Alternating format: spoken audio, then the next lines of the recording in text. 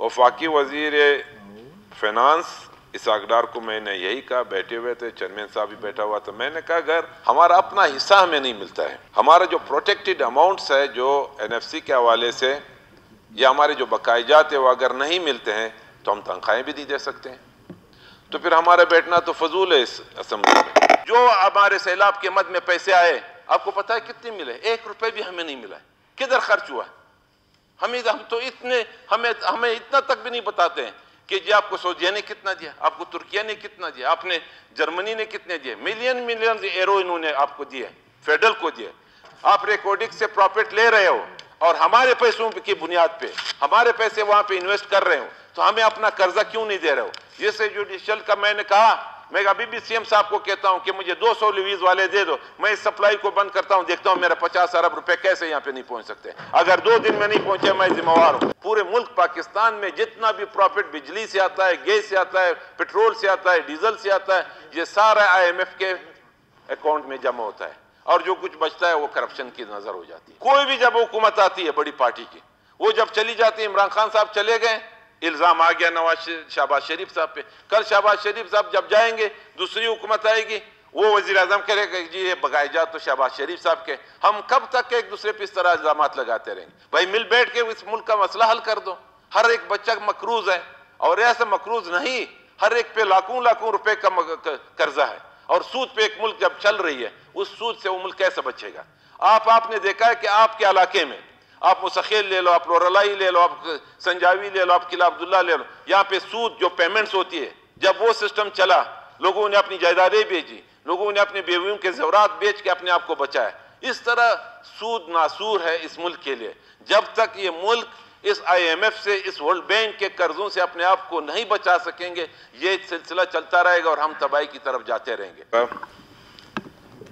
अभी इजलास में सना बलोच साहब से लेके हमारे तमाम मुअज़्ज़ज़ अरकान ने फेडरल के हवाले से बात की और हमारे जो NFC और हमारे जो दूसरे बकायजात थे, जो हमारे बहरान था, उसके हवाले से बात की, महंगाई के हवाले से बात हुई।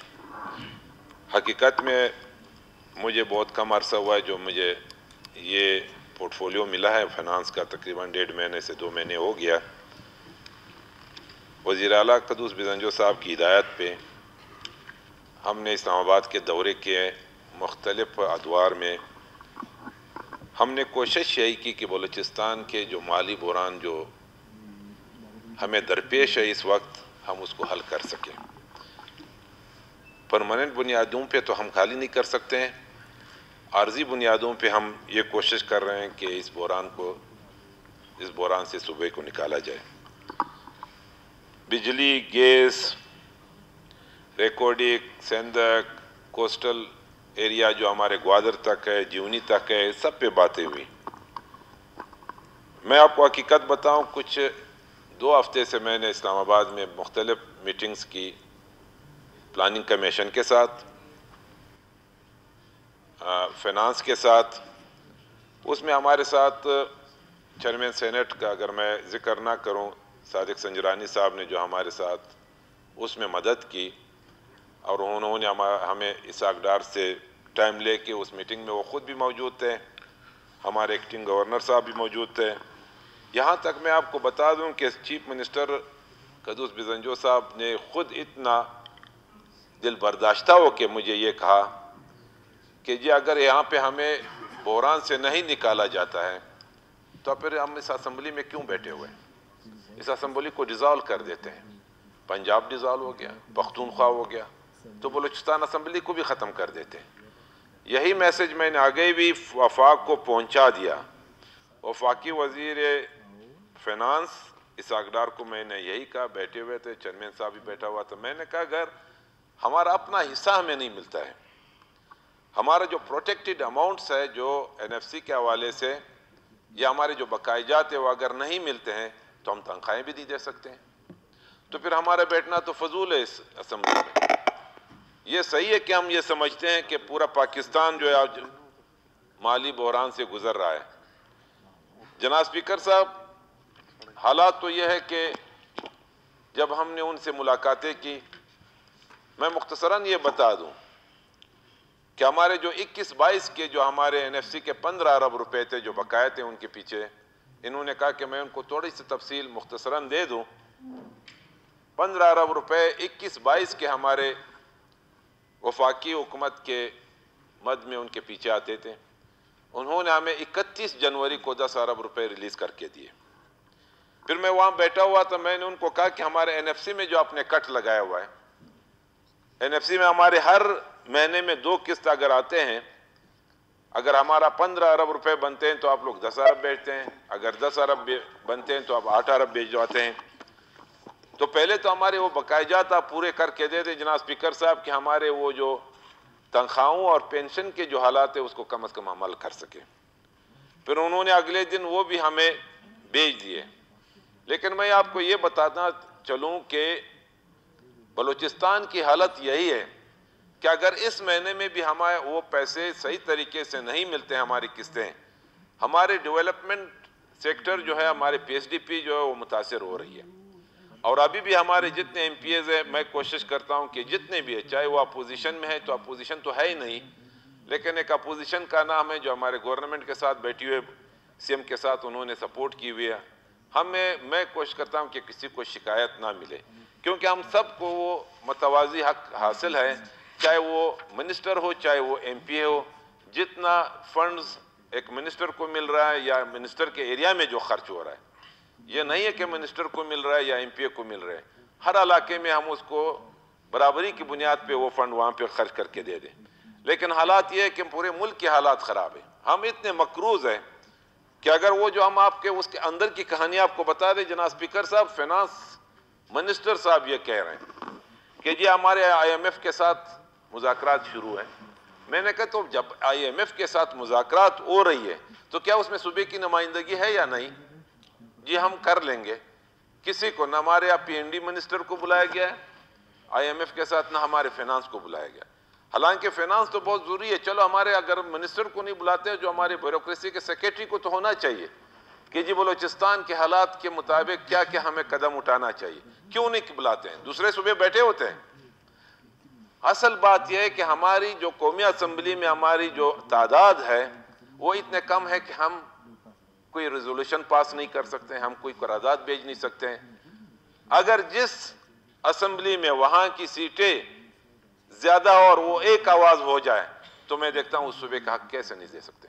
سندھ اپنا حق لے جا رہے ہیں، پختونخوا اپنا حق لے جا رہے ہیں، پنجاب تو تقسیم ہی کرنے والا ہے، تو بلوچستان کو اس طرح کیوں رکھتے ہیں؟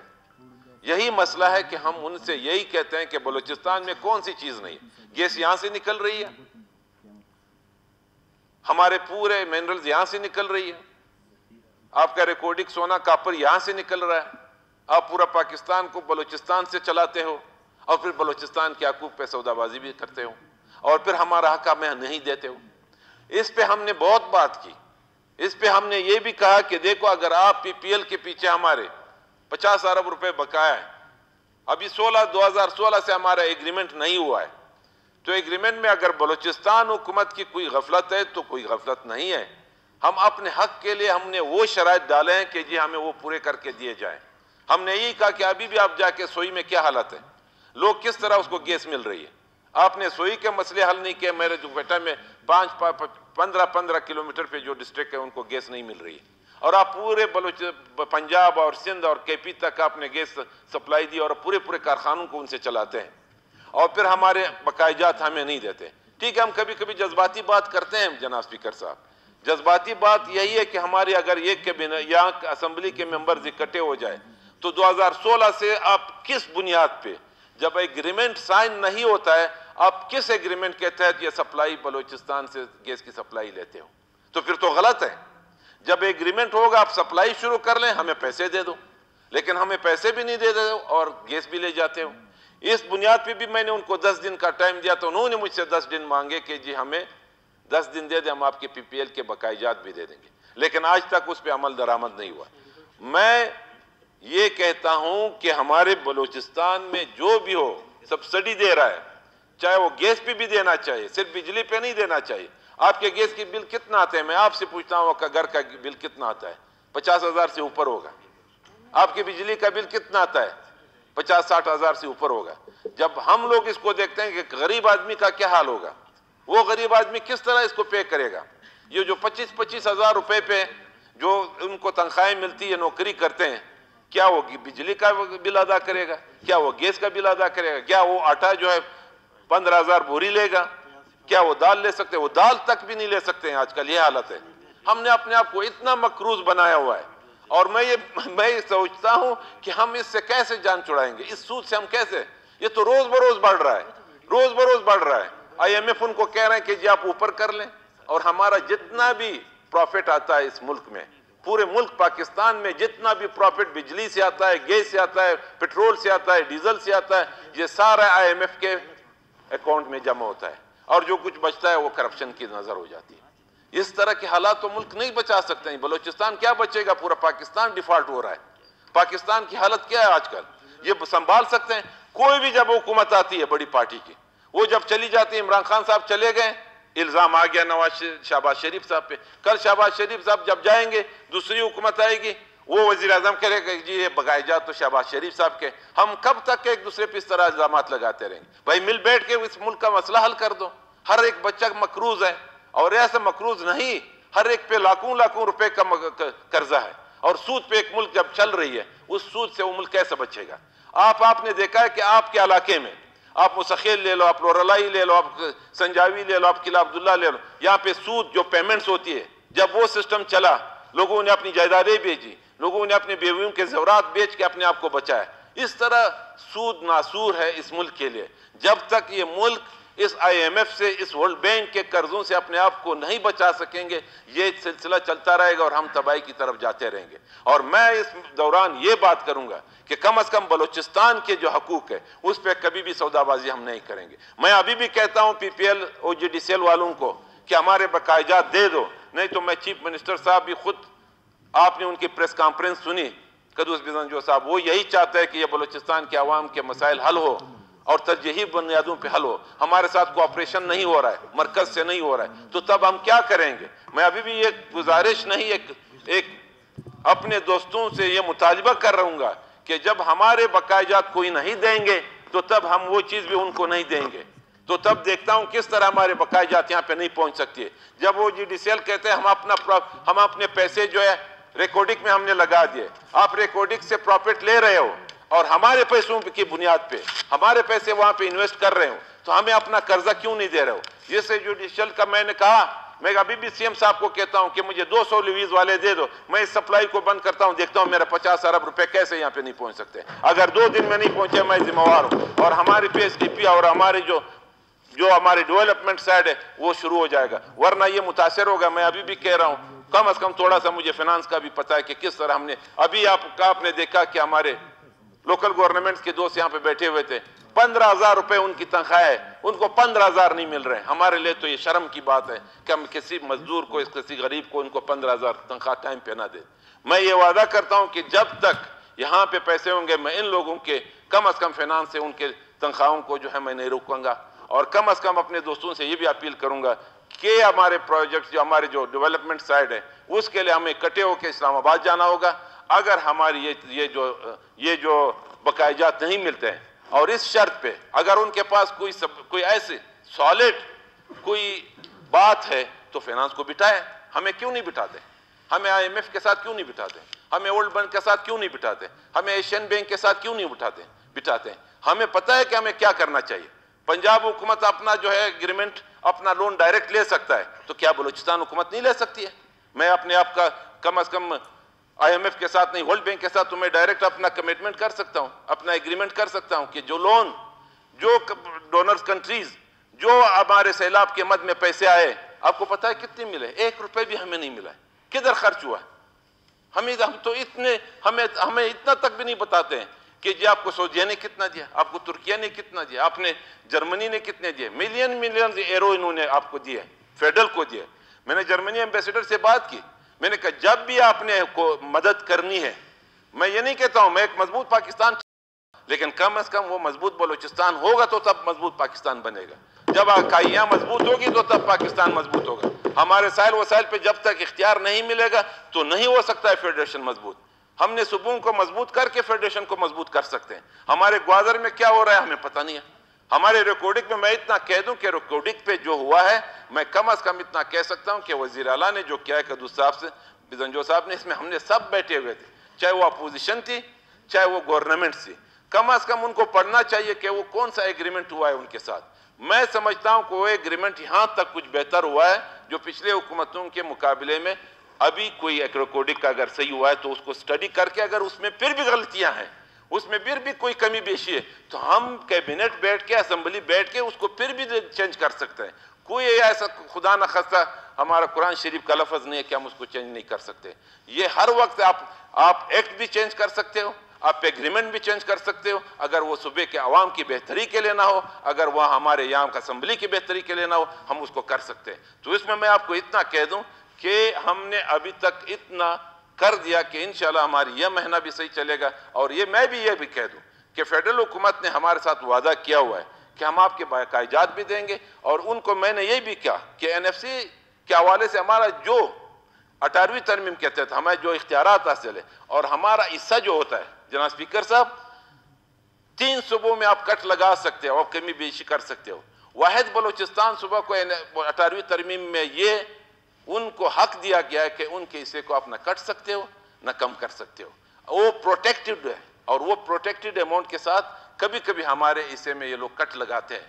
میں نے کہا یہ کٹ لگ ہی نہیں سکتا, یہ آئینی طور پہ نہیں لگ سکتا ہے. ہمیں یہ پتہ ہونا چاہیے کہ ہم آئین کے تحت اپنا مطالبہ, اپنا حق مانگتے ہیں, اور اس حق کے لیے جدت تک بھی جانا ہوگا ہم جا سکتے ہیں. اور اس بنیاد پہ میں آخر میں یہ کہوں گا اپنے تمام یہاں پہ بہن بھائیوں سے, ہمارے جو معزز اراکین ہیں, کہ انشاءاللہ بلوچستان اتنا کمزور نہیں ہے, نہ بلوچستان میں رہنے والے پشتون, بلوچ, ہزارہ, سیٹلر اتنے کمزور ہے کہ وہ اپنے حق نہیں لے سکتے. اور یہی محرومیاں ہمیشہ رہتی ہے, اور اس محرومیوں کو دور کرنے کے لیے وفاق سے یہی مطالبہ کرتا ہوں کہ وہ بلوچستان کو فوکس کر لیں. بلوچستان اسٹریٹجی کے حوالے سے ایک اہمیت رکھتی ہے. یہاں پہ ہمارے بارڈرز ہیں, ہمارے یہاں پہ دہشت گردی ہیں, دہشت گردی کے اتنے حالات خراب ہوئے ہیں کہ پھر جو آپ نے دیکھا کہ یہ جو ہمارے بچے اور عورتیں جل گئی, میں خود وہاں پہ ان کے ڈی این اے ٹیسٹ کے ذریعے ان کی شناخت ہوئی. اب پشتونخوا صوبے میں 100 لوگوں کو ایک ہی جگہ پتہ نہیں کس چیز کے تحت ان کو شہید کیا گیا, کون سا خودکش تھا, کس طریقے سے ہوا, یہ منظم ہو رہے ہیں. اس سے ہمارے بچوں کو خطرہ ہے, ہمارے مستقبل کو خطرہ ہے. ہم نے اپنے مستقبل کو بچانا ہے, ہم نے اپنے صوبے کو پرامن بچانا ہے. تب یہ تعلیم ہوگا, تب جو آپ کو صاف پانی ملے گا, تب آپ کو روڈ ملے گا. اگر آپ کا صوبہ در پدر ہو, آپ کے دہشت گردی ہو, آپ کا امن امان نہیں ہو, تو آپ کیسے زندگی گزار سکتے ہیں؟ ہم تو اپنے بچوں کو باہر بھی نہیں نکال سکیں گے. اس کے لیے حکومت کو کم از کم ترجیحی بنیادوں پہ اکٹھا ہونا چاہیے, امن کے لیے کردار ادا کرنا چاہیے, دہشت گردی کا خاتمہ ہو, تخریب کاری کا خاتمہ ہو. یہاں پہ اکٹھے ہو کہ ہم بلوچستان کا حقوق لینے کے لیے کوئی مشکل کام نہیں ہے. انشاءاللہ ہم لے بھی سکتے ہیں اور لے کے دکھائیں گے بھی. Thank you.